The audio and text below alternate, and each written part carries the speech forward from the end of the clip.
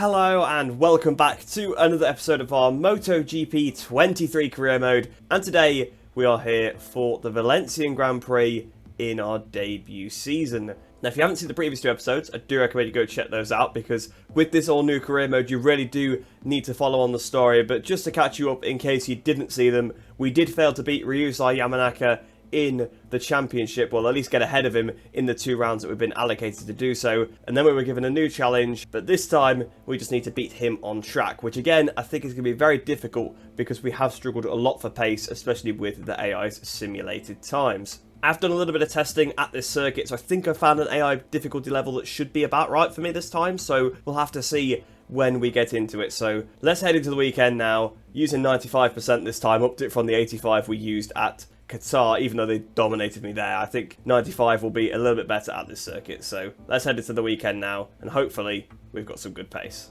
So here we are then, at the end of practice 1. I don't know about the combined times, I don't know whether it's going to show me that afterwards, but we can have a little look at where we finished. You can see we are down in P13, 6/10 off the top time. Again, as usual, they did do the simulated times, but it doesn't seem to be quite as bad at this circuit, because we're not last place for one. We actually might stand a chance. Now I think I'm going to turn the difficulty up slightly. It's really difficult trying to find a difficulty level, because in Malaysia I was running 120. On track I could actually keep up with them fairly well, but then of course I got put at the back of the grid because of the simulated times. Then of course it rained in the race, so that completely ruined everything. But I think if it was a normal race, we probably could have got in the points, maybe a top 10 with 120 there. At Qatar I couldn't get within like 3 seconds of them on 120 at all, even on track. Had to turn it down to 85 just to make it competitive. And then here, I've turned it up again because I did a little bit of testing, but I think it does need to go up slightly more. So it seems like at Qatar, for whatever reason, they were just ridiculously overpowered. So I think if we put it on 100%, we might be about right. But I don't know whether we're actually going to get through to Q2 or not from this. Probably not. They'll probably improve. Only need sort of one person to improve to knock me out. So it's possible that we won't get through to Q2 off of this. But either way, I'll see you in qualifying, and I'll have put that difficulty up to 100. Well, to my surprise, I did just make it through. You can see I was literally the last position. I must have just got knocked down by one person into P14. But we're actually through into qualified 2, so I'm pretty happy about that. I've turned the difficulty up by another 5%. Maybe they will be a little bit too fast here. But on circuit, I did have about 6/10 in hand over the AI, and that's what I'm trying to think about. Maybe for this career mode, we will have to adjust the difficulty between qualifying and the race just to actually make it fair because of the simulated times. Because I would be surprised if we weren't 18th at the end of this one. But either way, we'll head into it now. They should be a little bit quicker than they were in free practice, although I did have a healthy margin over them. So another 5% might give them maybe half a second. I'm not sure how much time it will actually give them, but if it only gives them a bit, we are still within a chance of a decent position, but I'm sure that the simulated times will ruin us at the end. So coming out of the pits, using the pit start to make sure that there's no simulated times before I even head to the circuit, although they aren't as bad at this track. They seem to be more like maybe a second, which is more typical to what we've seen in previous games. To be fair, it's not quite the margin we've seen. So far, I've had a really mixed bag with the AI, I must say. Obviously, like I was saying to you before, at Malaysia, actually on track, I felt like I could run with them. I wasn't going to win the race or anything, don't get me wrong, but I feel like I could potentially have ran in the top 15. And even the last few laps in the rain, I don't think my pace was actually too bad, but just, obviously, I lost so much time. It's the first time I was riding in the rain on the game, so I had to try and learn the wet conditions pretty quickly. And of course, we did almost actually beat 2AI, which was pretty good, because that's the hardest difficulty. And then you jump onto Qatar, when I could barely keep up with the slowest AI on 85% difficulty. So it does kind of show you there's a little bit of inconsistencies. And of course, the new physics will determine which tracks AI are better at, because of course you're going to be a bit more limited. But so far, I must say I've been enjoying riding the bike a bit more at the circuit. I'm getting it down now a little bit. Obviously, in the previous 2 episodes, I was really struggling with the power delivery, but now I've kind of got it in my head, even a little bit automatically, that I need to be a bit smoother. For this corner, for example, you just slowly build the throttle up, and then it picks the bike up on the exit. So you can still actually get on the power quite early, which is obviously why I was losing out, because before I think I was just waiting for a while to pick up the power. Whereas now I'm really starting to feather the throttle, just starting to get, obviously, a little bit better. Again, this is pretty much the second day I've played the game, so it's going to take me quite a while to get up to a decent speed. But here we are then, about to start our qualifying lap. Looking on the map to see where Rueda is. He's kept with us just about on this lap, so I think our pace is quite similar to the AI on this setting. If you're wondering why I'm using the medium tyre, it's because the soft was overheating. It seems like on this game, it's the front tyre that takes most of the abuse. But fortunately, unlike the previous game, it does actually stick, it doesn't just fold, which is fantastic. It's just a really good feeling to be able to trust your bike on the brakes and into the corner entry. Like, if I had the previous physics and this accelerated thing, I wouldn't know what to do, because I'd be trying to manage the front on the way in, manage the rear, and picking up the bike on the way out, whereas, to be fair, I only need to concentrate on this new element, which of course is the bike picking itself up. And once I've got that down, I think I'll actually be quite good on this game, quite fast. I do feel like the lap times will be slower on this year's game though, which I think is part of the reason why the simulated times are so far out, is because I think the lap times are just generally slower on this physics model because, one, of course you can't pick up the throttle quite as aggressively and early, and two, there is just less torque overall, so even when you do pick up the throttle, there's just less there. But here we are coming up towards the line. Ricardo Rossi has got a 41.9. What am I going to do? A 41.6. So 3 attempts clear of Ricardo Rossi, but of course he's not Morera. He's not one of these top AI, so I don't think that will last. I've just cut the first corner, so that's my lap time done. So we've been demoted to 5th position now. So we'll have to try to prove on this lap. We've got a pretty good toe of Rueda. I let him through, so I had a bit of a marker to aim at on this lap. So I've got a minor improvement here. I was under by quite a lot, but I did sort of lose it through the third from last corner, but we've improved. Still in 5th position, although I think we might have been dropped down to 6th. We are now closer to pole position, which is currently held by Ayumu Sasaki. But of course it's not worth getting too invested in, because I think the AI will make a big jump when the session ends anyway, in terms of their simulated times. Now it is worth mentioning that at time of recording the game isn't actually released yet, so there isn't a day 1 patch. So this could very well be fixed in the day 1 patch, because they are out by quite a lot, so I do think it'll be something that's noted and probably brought up by people that are reviewing the game and things like that as well. So hopefully it will be fixed by the time the game is out officially, but of course I don't have any way of knowing that at the moment. But of course by the time you're watching this video the game is officially out, so there should be a day 1 patch. So whether that actually fixes the issue or not, I'm not too sure.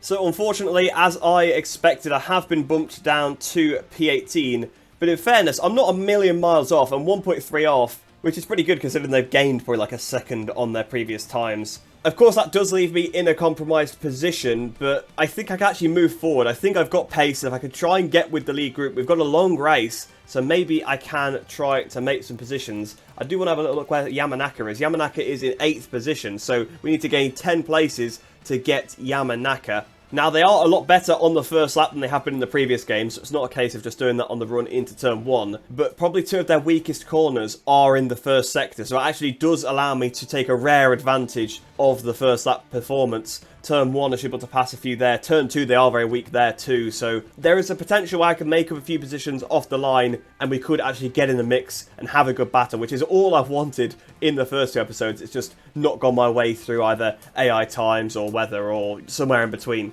But we may as well get into the race now then. I actually am quite looking forward to this, because I think finally we're going to be fighting for some points rather than for last position. So we're here on the grid then, and it's potentially possible that it may rain in this race. You can see there is again cloudy to wet weather. Gavin Emmett has just said about how we may have to have a red flag, and obviously then we'll have to do a quick restart procedure and change tyres for a little dash at the end, which would be pretty interesting. I actually really hope that does happen, because I think that's just something that'd be really cool, and it could spice things up. It actually might give me a chance at a really good result here today if something weird with the weather does turn up. But I'm not getting my hopes up at all, because last time they said something might happen, it didn't. In fairness, maybe it's because I'm doing 50% races, but you would have still thought it would begin to change even in that short period of time. And I think it is scaled. Like, you could do a 5-lap race flag to flag and it will get fully wet from the start of the race to the end. So I don't actually think it is to do with the race length, but you never know, sometimes these things are a little bit weird. So in terms of tyres then, obviously it does change things a little bit, but I am just going to keep going as if it is a normal dry race. And I'm just going to go with medium soft, because to be fair, that's probably what I would have gone with anyway. And B recommended the soft tyre. I don't know whether that will last. It could be a bit dangerous, but I am a little bit scared of using the hard rear, so I think I will just stick with the soft for now. But without any further ado, we may as well get this race started, see what we can do, try and have a good first couple of corners, and then just see what happens with the weather. Riders in position, the green flag waving at the back of the field. Maximum focus now. Only a few seconds before the start of the Valencian Grand Prix. I just still can't get over how Riccardo Rossi has an old Lorenzo helmet. I don't know if you'll see it in the middle of the grid there, but I just noticed him. But the lights are on then, waiting for the lights to go out here for the Valencian Grand Prix. They held for an absolute age, but away we go. Usually I like kind of just pause because it's only a small pause, but those lights were held for an eternity, and we're here for our final race of the debut season. We've lost a couple of places off the line, but into turn one, we're going to try and gain the back. David Alonso trying to go around the outside. We've had enough of him from the previous episode. We've got a good run, though, through the first corner, and a few riders have made a little mistake there. We've got the inside. Oh, I've gone too hot here. I've gone too hot. We've hit Tober out the way. Apologies, Kaita. I've hit Kaito Tober out the way, and now we're side by side with Riccardo Rossi, or should I call him Jorge Lorenzo, with the helmet he's got on there. But we've had a really good start. We're up into the top 10. Is that Ryusei Yamanaka right ahead of us? It is indeed. We've now been overtaken by Munoz. So we need to try and re-attack David, but again, he is pretty aggressive rider, so we probably don't want to get on the wrong side of him. But we are in the mix here, and Yamanaka is right ahead of us, and of course that is our target. Of course, we want to get into the top 15 for the team, but we also want to beat Yamanaka. If I can beat him once, then I'll absolutely take it. So I've got past Munoz now. There's Yamanaka just ahead of us. I thought it was going to go on the grass then through turn 8. Yamanaka, oh, not Yamanaka, sorry. Munoz hit me up the back there. But we have lived to fight another day. So we've had a really good start. We're up into the top 10 already. And hopefully we can keep moving forward from here. Especially with the long race distance, I should just keep getting faster and faster the more I get used to the circuit. Obviously, I know the Valencia circuit, but you know what I mean, with the physics and riding it on this game.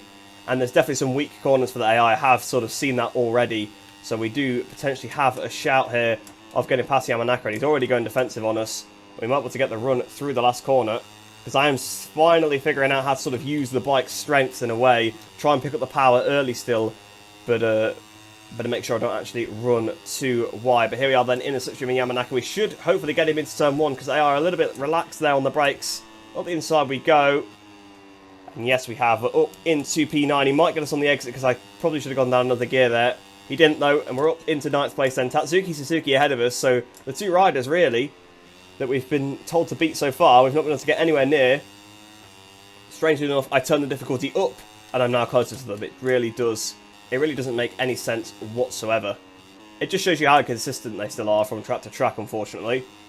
I'll tell you what, we're in a similar position than we were on the previous lap with Yamanaka with Suzuki, although I didn't do the last corner so well, so we might be under a little bit of pressure from Ryusei behind. But at the minute, we're actually doing pretty well. We're sitting quite comfortably. We're running some pretty good lap times, 3.9 seconds off the race lead, which seems like a lot, but I guess it's just because there's so many bikes between us. So there's no chance of a race win today, although I wasn't expecting one. And we've made a big mistake through turn 1. That's supposed to be one of my better corners, so we can't keep making mistakes through there. We need to try and capitalise on my stronger areas on the circuit. I don't know if it is getting darker as well, you know. Maybe that rain will come this time. Well, obviously last time it was raining, it didn't dry, but maybe the weather will actually change this time. I'm really praying on it because I just want to see what it's like. To be honest, I've not actually played any flag to flag or any red flag or any of the dynamic weather at all yet. I've not had it happen. So I'm quite looking forward to seeing if it does. Right, here we are on the back of Suzuki, and we're going on the inside into the McDowan corner. Not quite able to pull that one down, but maybe we've just completely collapsed into the side of Suzuki. That was a bit aggressive from me, and I'm still kind of hitting into him. It's just taking me a long time to get used to actually battling side by side with the AI whilst I have this hold. If I try and pick up the throttle, I just run into the side of them. Although, to be fair, that was just a bit of a botched late pass attempt. I closed up to him a lot more than I expected, and I thought all of a sudden I could get up the inside. And to be fair, I did. We just then obviously did collide as well. Fortunately, it didn't cost us any positions to Yamanaka, which of course is the most important thing of this race.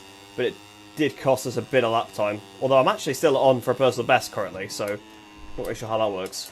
So here we are then in the substitute of Tatsuki. I think we might actually be able to attack him into turn 1 on this occasion because we are pretty close to the Japanese rider. Here we got the inside of Tatsuki Suzuki into turn 1. We've run a little bit wide, try and pick up the power on the curb a little bit, but I think we should have the move done because we'll be a lot stronger than him on the brakes into the second corner. And yes, we have. We've got a little bit wide. That might just allow him up the inside. Not quite. So we're now up into P8. Ayumi Sasaki is up next. It looks like it's Joel Kelso ahead of him.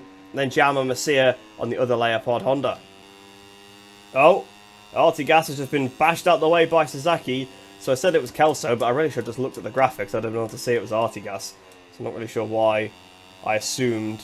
We're coming towards half race distance now as well. Once we've completed this one, we are 50% of the way through, so it might not end up raining. It might rain at the dying laps potentially, but I'm not getting my hopes up because every time I've been promised a potential variable weather, it's just not happened. I must say I'm pretty happy with the AI choice here, the percentage choice, because they're pretty much the same pace as me, these guys here. So we're not fighting for a win or anything. We're not pulling away from the field, which is what you'll have in previous games, or if I had the AI too low. We're just right. We're just hanging in the group. We've actually got a live rider standings thing that's just popped up on the right-hand side of the screen. So we're getting 8 points, which should put us in 10th in the championship, although I think we're already there. It should stop us dropping down any further. Well, Marcia seems to be dropping back through the pack because he's been passed by the IO bike that was ahead. He's been passed by Sasaki, and now Artigas is giving him a lot of grief. So potentially here we could be on for a pretty good result. We should be able to get past Marcia, and I think we'll be able to pass Artigas as well, because it seems like we're getting faster and faster every lap. And we're slowly approaching the leader's lap times, 41.0. I think that's quite a bit quicker than what we actually did in qualifying. But we've now got Yamanaka all over the back of us. He was being held back a little bit by Suzuki, but now he's right on the back of us, and he's going to be desperate to beat us. I would imagine that he'll be extra aggressive as well, since he is our rival that we've got to beat in the turning point. Oh, Artigas up the inside of Marcia. It's costing them a decent amount of time. It's going to leave them both quite vulnerable to me, must be said. Although I've got to watch out behind, really. I've got to focus more on Yamanaka. It'd be great to get a good race result, but Yamanaka is the one that I need to beat. So basically, I don't want to try anything risky to pass Marcia or Artigas and cost myself a position to Yamanaka. I'm really starting to get the hang of how to ride this now. I'm enjoying it a lot more. I'm being able to pick up the throttle a bit more aggressively now. I'm kind of figuring out what part of the corner I need to do it in.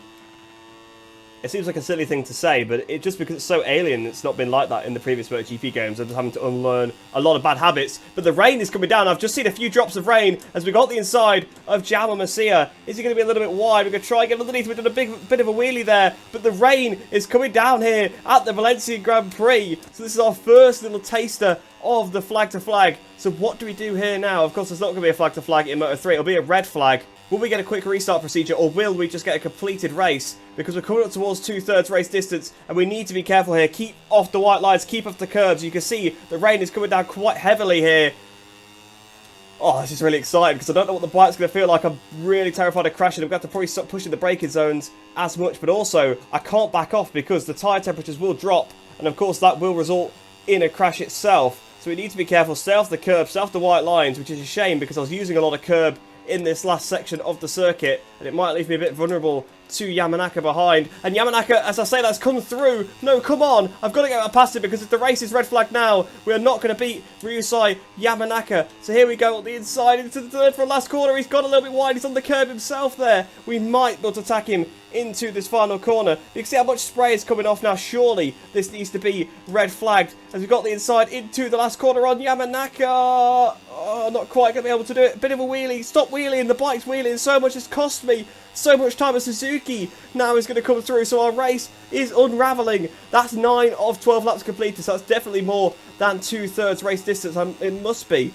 Yeah, 2/3 race distance, I think, would be 8 laps, so we were already past that threshold anyway. So surely the red flag needs to come out at this point, but not before we attack Yamanaka on the inside into turn 2. Whoa, again, that just wasn't going to happen, was it? And unfortunately, I think we might have lost this challenge just by backing off a little bit too much. I got freaked out by the rain, but to be fair, the grip is still really good, actually.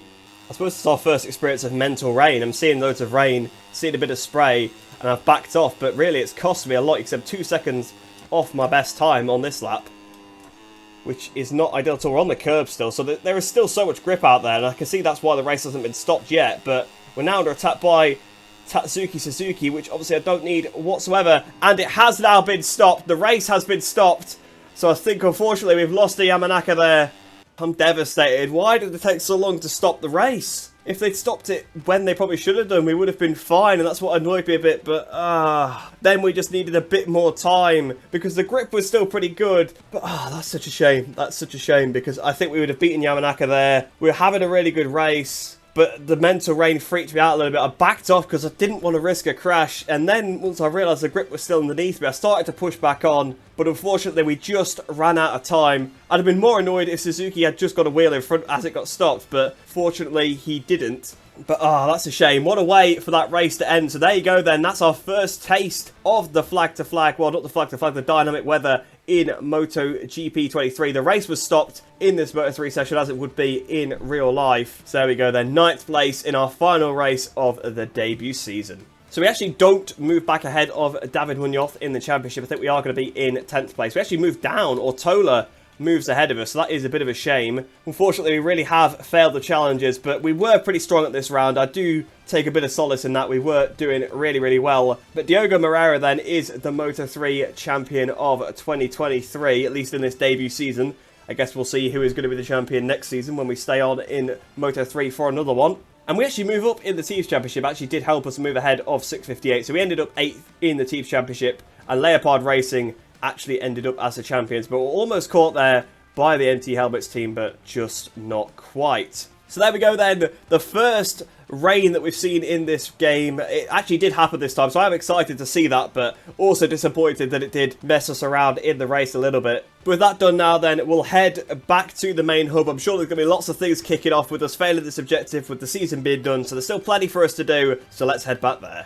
So we've just gained a bit of reputation there then, 11,350. We've gone up to level newcomer as well, because of course we managed to achieve the race objective. We also achieved a team objective for the championship, which of course I didn't really play much of a part in, because I did the last 3 races and did them pretty badly. And then we also got a bit of a bonus, but we didn't gain anything for the gear up turning point. So there we go then, the season is concluded. We met the team's objectives, which is actually to get the top 10 in the championship, so we did just about hang on to that one. If we had done poorly in that race, we probably would have been dropped behind Dennis on Chu. Obviously all the stats there, 0, because we only did 3 races and didn't do too well.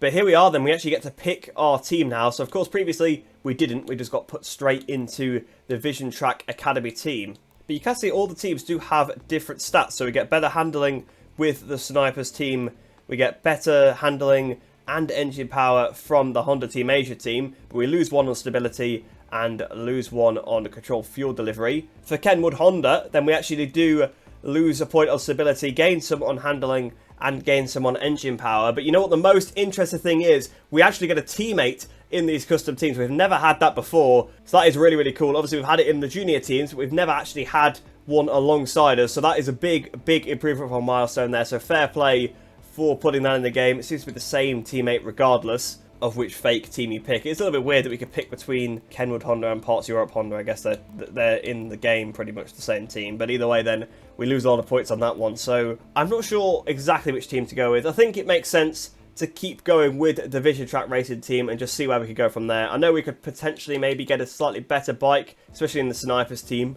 There was a big handling increase there. But a bit of a Road to Glory style season is pretty good. And of course, being British, it makes sense to be in the little British Talent Cup team.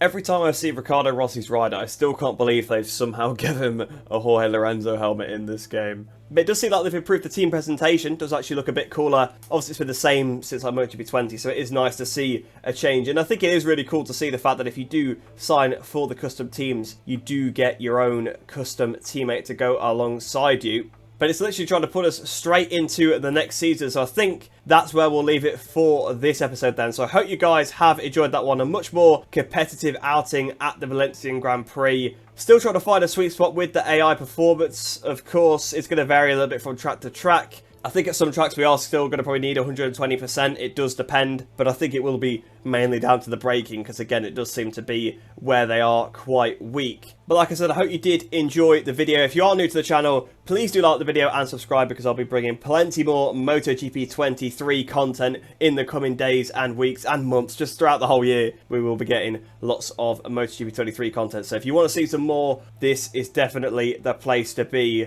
But I hope you enjoy the rest of your day. I hope you're all staying safe, and I shall see you in the next one.